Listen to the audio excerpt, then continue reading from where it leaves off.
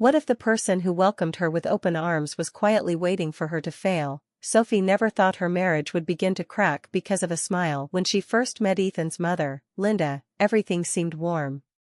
Linda hugged her tightly at the engagement party in Portland. She praised her job at the marketing firm. She told everyone how lucky Ethan was. Sophie believed her. She wanted to believe her. After growing up in a small town in Oregon without much family support, the idea of gaining a caring mother-in-law felt like a gift. The wedding was beautiful. Simple. Emotional. Ethan cried when he saw Sophie walking down the aisle. Linda cried too, holding a tissue to her face. In every photo, she stood close to her son. Close enough that Sophie noticed, but didn't question. The first few months of marriage felt peaceful. Sophie and Ethan moved into a small townhouse near downtown Seattle. They painted the walls light gray. They built furniture together. They laughed at burnt dinners and late-night takeout. It felt like the start of something solid. Then the visits began. Linda started stopping by every weekend. At first, she brought pie. Or fresh flowers. Or old childhood photos of Ethan. She would sit at the kitchen table and tell stories about how sensitive he was as a boy. How he hated sleeping alone.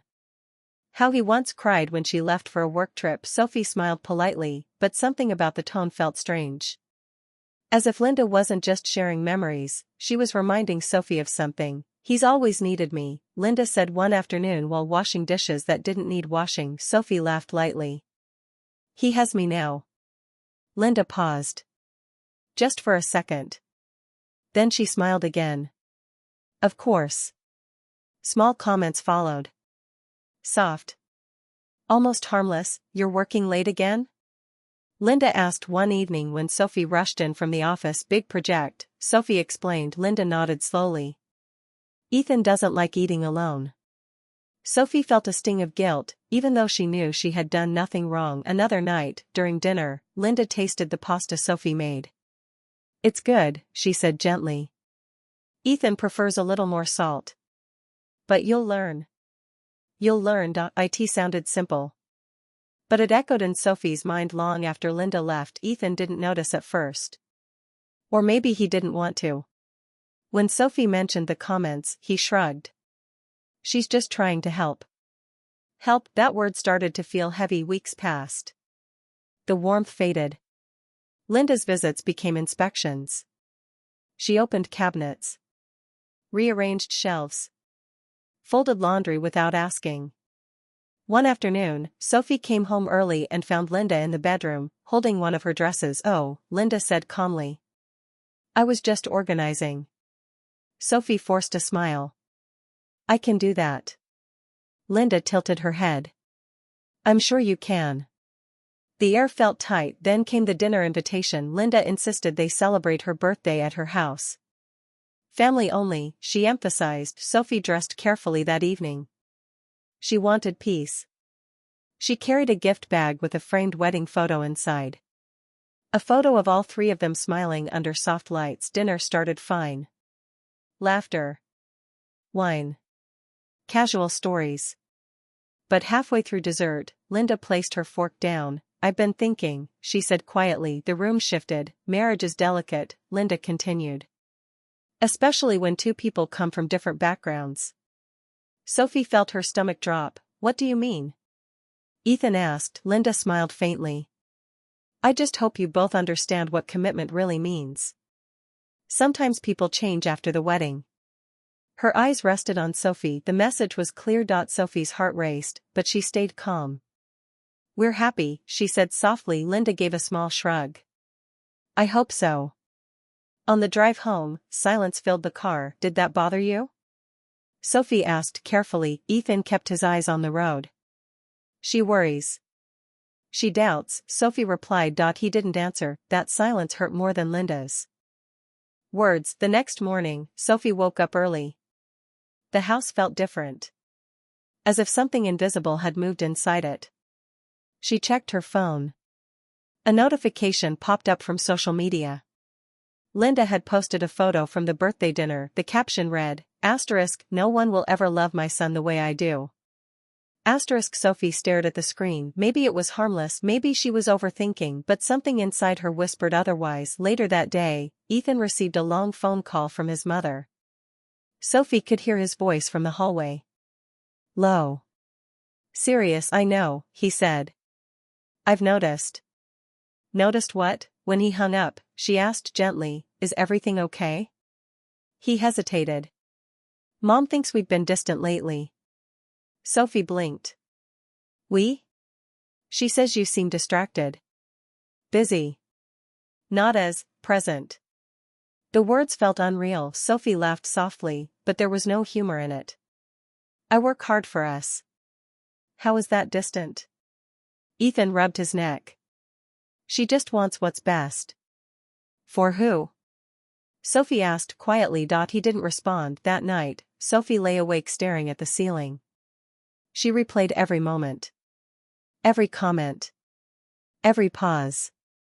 She realized something painful. Linda wasn't openly attacking her, she was planting seeds, and those seeds were growing. By morning, Sophie understood something she didn't want to admit. This wasn't about cooking or schedules or visits. It was about control, and for the first time, Sophie felt like she was standing outside her own marriage, watching it slowly shift in someone else's hands. She didn't know how far it would go.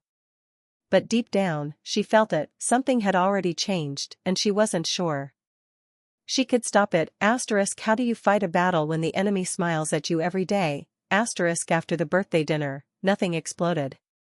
There was no screaming. No dramatic scene. Just a quiet shift that Sophie could feel in her bones. Linda started calling Ethan more often. Not just in the evenings. During breakfast. During his lunch break.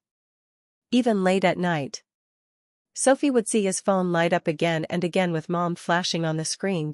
First, Ethan stepped into the other room to answer. Then he stopped bothering. He would talk right there in the kitchen while Sophie washed dishes, his voice low but serious. She's just worried, he said one night after hanging up. About what? Sophie asked. About us. The word us felt fragile. Linda's concerns began to sound specific. She thought Sophie worked too much. She thought Sophie wasn't ready for kids. She thought Sophie seemed restless.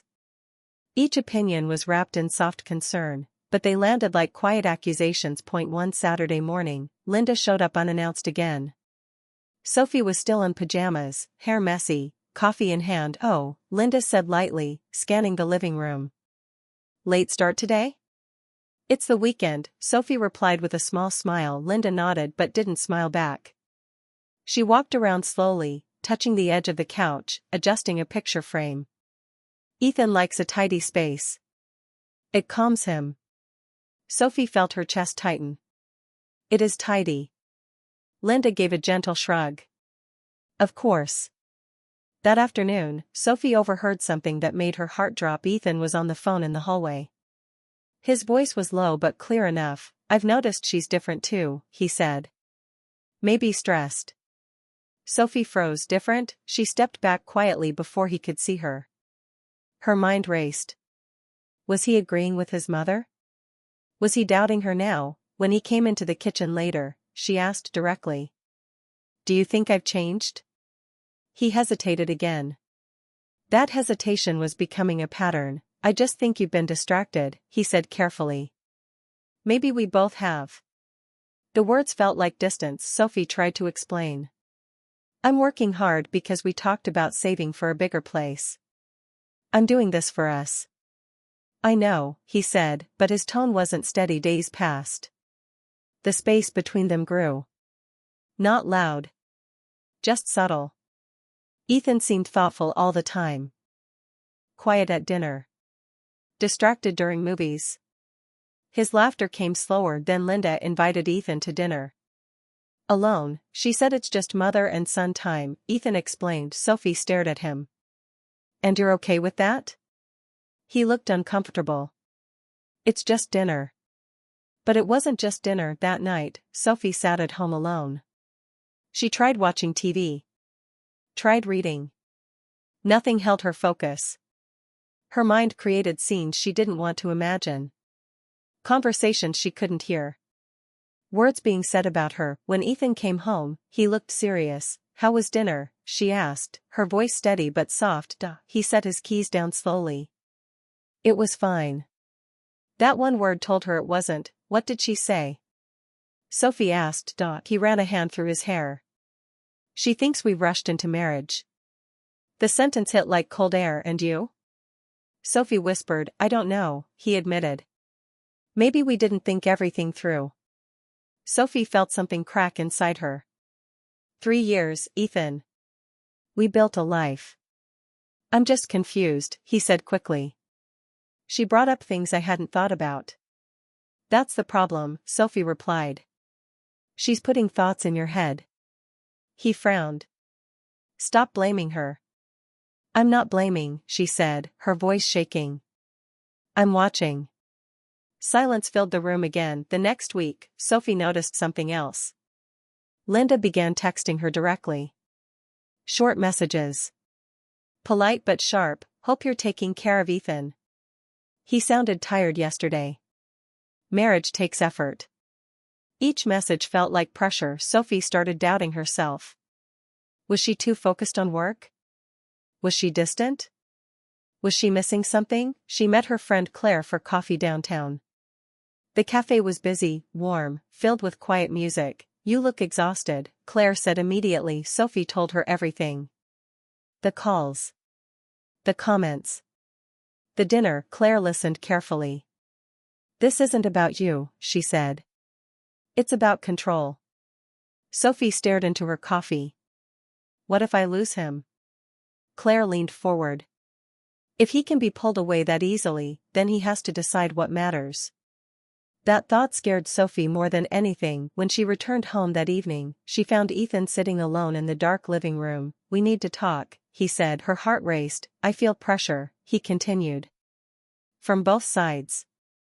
Both sides, she repeated softly. Mom thinks we're drifting. You think she's interfering. I'm stuck in the middle. Sophie's eyes filled with tears, but she blinked them away. You're not in the middle. You're my husband. He looked away. That small movement hurt more than shouting ever could. The next morning, Sophie made a quiet decision. She stopped defending herself. She stopped arguing. She watched, and what she saw scared her. Ethan was listening to his mother more than his own heart. One evening, as they sat across from each other at dinner, she asked gently, Do you still choose me?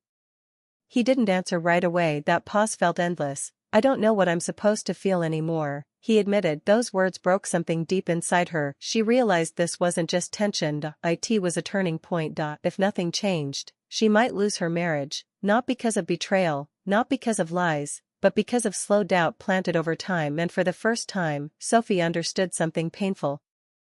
Love doesn't disappear in one moment. It fades quietly, and she could feel it fading. Now, how do you stay when the person you love is slowly stepping away? The night Ethan said he didn't know what he was supposed to feel anymore, something inside Sophie went silent. She didn't argue.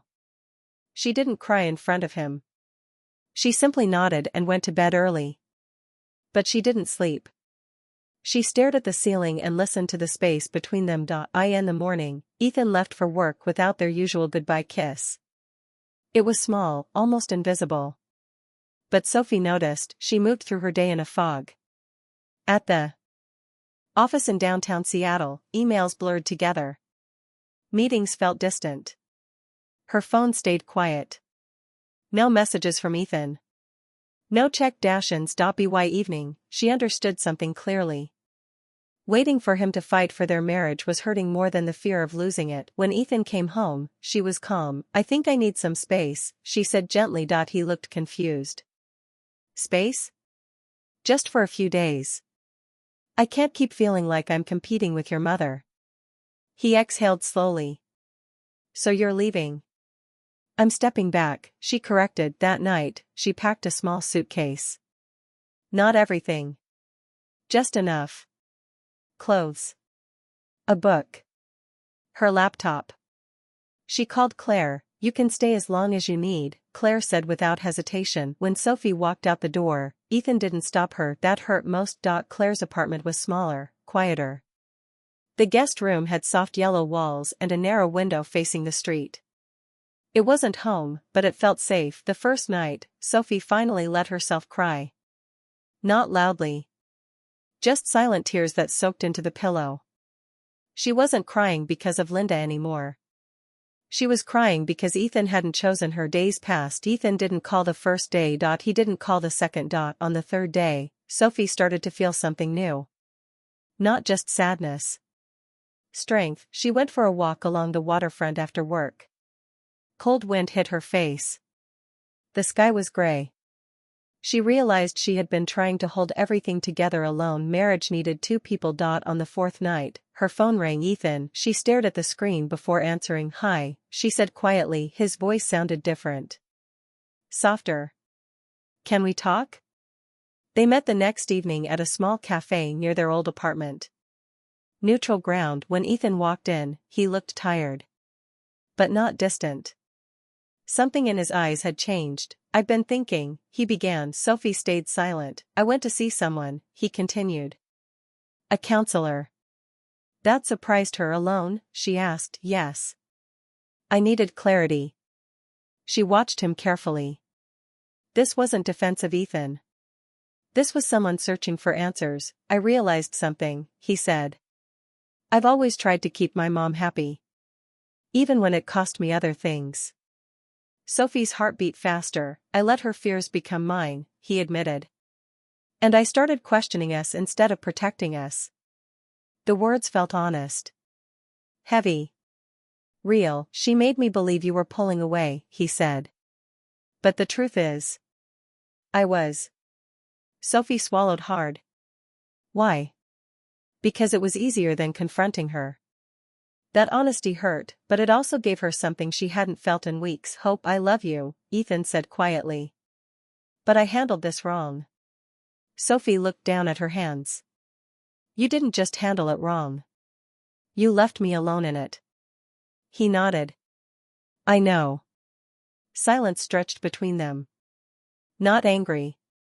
Just fragile. "I need to know something," Sophie said finally. "If this happens again, if she doubts me again, will you stand beside me?" He didn't hesitate this time. "Yes." That one word felt stronger than all his earlier uncertainty. But Sophie wasn't ready to run back home. "I'm not moving back tonight," she said gently.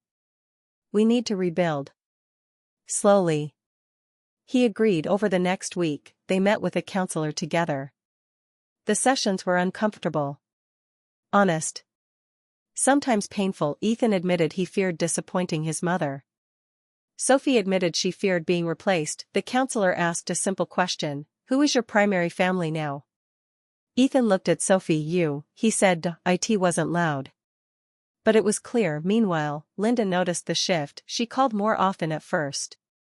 When Ethan didn't answer immediately, she left messages. When he finally told her they were attending counseling, she reacted with silence. Then came the confrontation. "I feel like I'm losing you," Linda said on the phone one evening. Sophie sat beside Ethan, listening quietly. "You're not losing me," Ethan replied calmly. "But I'm building my own life." "And she's changing you," Linda said sharply. "No," Ethan said. "I'm changing." Sophie felt her breath catch. That was the first time he had drawn a line. After that call, Ethan looked at Sophie differently. Not with confusion. Not with doubt, with choice. Still, trust wasn't magically repaired. Sophie returned home a week later, but things were delicate. Conversations were slower. Touches more intentional. They were learning each other again. One evening, as they sat on the couch, Ethan reached for her hand. "I was scared," he admitted. Scared of conflict. Scared of picking sides. "You already picked a side," Sophie said softly. "You just didn't see it." He nodded. "I see it now." The room felt quiet but steady. Yet deep inside, Sophie knew something important. Love had survived the storm, but scars remained, and scars don't disappear overnight. As she lay in bed that night beside him again, she wondered, would his new strength last, or would old habits return the next time his mother pushed? The answer wasn't clear yet, and that uncertainty still lingered in the dark. Can love truly heal when trust has already been cracked? Sophie lay awake the first night back in their home, listening to Ethan's breathing beside her. The house felt familiar, but something inside her had changed. She wasn't the same woman who once tried to please everyone. She had stepped away. She had seen what life felt like without him. And now she needed proof that things would be different. The next morning, Ethan made breakfast. It was simple: toast, eggs, coffee, but the effort mattered. He didn't rush off to work. He sat across from her at the kitchen table. "I called my mom," he said carefully. Sophie's stomach tightened. "And?" "I told her we need space. Real space. Fewer calls. No surprise visits." Sophie searched his face for doubt. She didn't see any. "She didn't take it well," he added. "I didn't expect her to." Ethan nodded. "But I was calm. I didn't argue. I just told her this is my marriage. And I'm responsible for it." Those words settled into Sophie's heart like something solid. The first test came sooner than expected. 3 days later, Linda showed up at their door unannounced. Sophie saw her car from the window and felt her pulse quicken. Ethan looked at her. "I'll handle it." He stepped outside before Linda could ring the bell. Sophie watched through the curtain. They stood on the porch, talking. Linda's arms moved sharply at first. Ethan stayed still. Steady. After a few minutes, Linda glanced toward the house. Sophie held her breath. Then Ethan gently shook his head. Linda's shoulders dropped. She said something Sophie couldn't hear. Then she turned and walked back to her car. Ethan came inside. "She wanted to come in," he said. "I told her not today." Sophie felt tears rise, but this time they weren't from pain. "Thank you," she whispered. He stepped closer. "I should have done this months ago." That night, they talked for hours. No phones. No distractions. They spoke about boundaries. About fear. About the quiet damage that doubt can cause. "I kept thinking if I could make both of you happy, everything would stay calm," Ethan admitted. "But calm isn't the same as healthy," Sophie replied. He agreed. Days turned into weeks. Linda's calls became less frequent. When she did call, Ethan kept conversations short. Polite. Clear. If she criticized Sophie, he redirected. If she hinted at problems, he shut it down gently. Sophie noticed something else too. She felt lighter. She stopped checking Ethan's phone screen every time it lit up. She stopped analyzing every pause in his voice. Trust wasn't fully restored, but it was rebuilding. One evening, they attended a small neighborhood gathering. Friends laughed. Music played softly in the background. Sophie watched Ethan across the yard as he talked to a coworker. He looked relaxed. Present. For the first time in months, she didn't feel like she was losing him later. That night, as they walked home under street lights, Ethan reached for her hand. "I almost lost us," he said quietly. "You almost did," she replied honestly. He squeezed her hand tighter. "I won't let that happen again." She believed him. Not because of his words, but because of his actions. But healing wasn't perfect. A month later, Linda invited them both to dinner. The first joint invitation since everything changed. Sophie hesitated. "Are you sure?" Ethan nodded. "We can leave if it gets uncomfortable." Dinner was tense at first. Linda greeted them with a careful smile. The table was set beautifully. Too perfectly. Conversation stayed shallow. Weather. Work.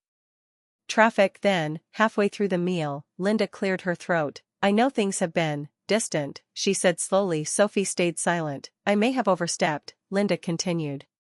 The word seemed difficult for her. "I just didn't want to feel replaced." There it was. Not control. Not manipulation. Fear. Ethan spoke gently. "You're not replaced. But I'm married now. That means Sophie comes first." Linda's eyes filled slightly, but she nodded. Sophie felt something shift again. Not friendship. Not closeness. But understanding. The ride home was quiet. "How do you feel?"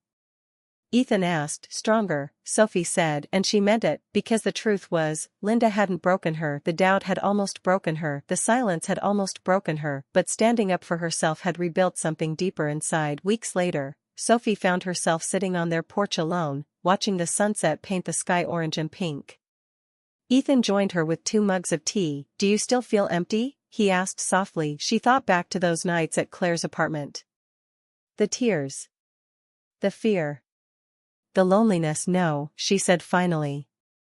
"I feel awake." He smiled gently. Marriage, she realized, wasn't about avoiding storms. It was about choosing each other during them. Linda still existed in their lives. She always would. But she no longer stood between them. Boundaries had been drawn. Lines had been respected, and Sophie understood something important. Love doesn't fail because of outside voices. It fails when 2 people stop defending it. As the sun disappeared and the sky darkened, Ethan wrapped an arm around her shoulders. This time, she didn't feel like she was competing. She felt chosen, and that made all the difference.